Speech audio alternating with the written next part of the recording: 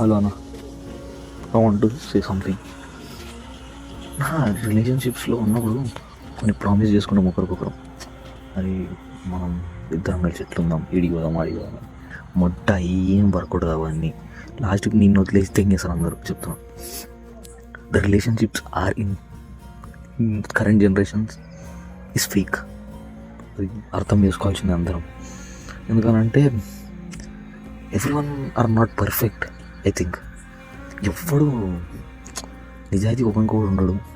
ఒకరిని మనం ఏమంటాం, ఒక అమ్మాయితో మనం మాట్లాడినప్పుడు మంచిగా మాట్లాడతాం, ఇంకొక అమ్మాయితో ఇంకోసారి కలుపుతాం.